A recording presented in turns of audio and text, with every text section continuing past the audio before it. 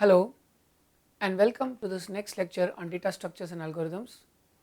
Starting today, we will discuss an interesting problem called string matching, and the problem of string matching is about finding a textual pattern, let's say call it P, in a set of strings S1, S2 and so on. You come across this very often in textual editors such as Vim or gedit, or you have this Unix command grep. This pattern P could be any regular expression. So we will discuss both extremely naive algorithms as well as efficient algorithms for such pattern matching. So formally the problem is to find all the valid shifts with which a given pattern P occurs in a given text T. More generally, the text T could be a set of strings, as we pointed out in the previous slide. And here's an example. You are provided the string S and below is the pattern P. So you want to find instances of STY in the string S. You start from the leftmost end, S equal to 0.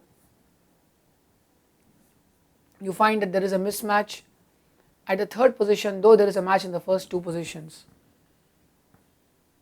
You can then think of moving the pattern to the right, scanning at the second character position of the string. You find a mismatch right away.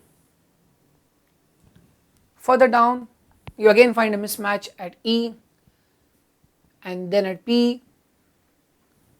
However, at position 5, which corresponds to index 4 of the string, you find a match at all the three positions S, T and Y. So this basically results in one pattern match. You can continue this process if you are interested in finding all the pattern matches. You might stop here if you are interested only in finding a single pattern match. So assuming that you are interested in all pattern matching, you look at index 5, find a mismatch right away, index 6 there is a mismatch. Now do you need to proceed? Well, it does not make sense, because you certainly cannot let the index overflow n minus m, or the index position corresponding to the number of positions in the string minus the number of positions in the pattern. So this is the naive string matching algorithm that we just illustrated.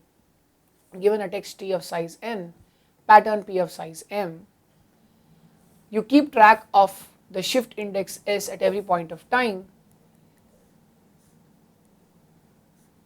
So the shift index S is what you preserve into the text T. The pattern P at this instance of time will be scanned starting from this position S.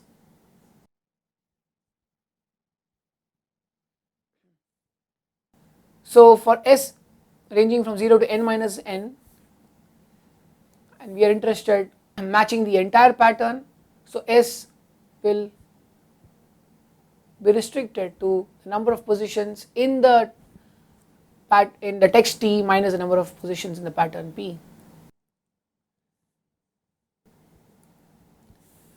So for this range of S, you are going to keep track of the position J. The position J is basically the index into P.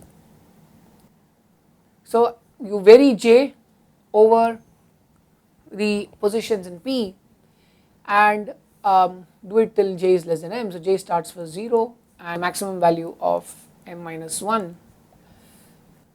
You are going to match Ts plus J with Pj at every point of time, and in case there is a mismatch, you terminate.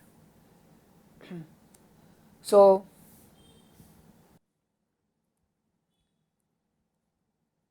continue scanning P as long as there is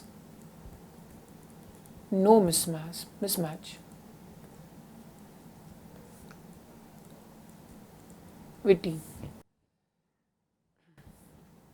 So once you are at the end of P, you flag a match, print valid at shift S. That's what it means to have a match. And we are interested in all matches, and because of that we continue the scan.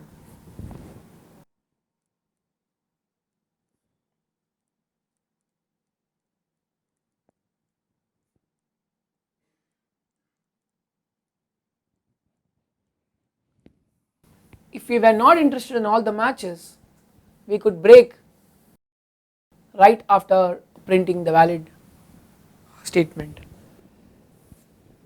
Analysis of this naive algorithm. The inner loop is going to be called at max m times, order m times. This is assuming that you have a match at every position. So the worst case situation is as follows: T is A, and P is say A, M is 2, N is 6. So you're going to scan all the positions of P for every position in T, because match occurs at all or n minus m plus 1 positions. So this will result in C1 times m in the worst case for each position S,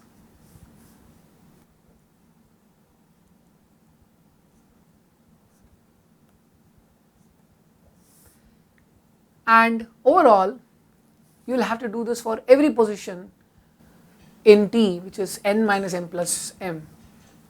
So overall there are n minus m plus 1 into C2 calls overall, and this results in n minus m plus 1 times m overall complexity. What we'll see in some of the subsequent discussions are more intelligent algorithms which avoid this brute force computation by explicitly caching or memoizing some of the computations that were already done and reusing them.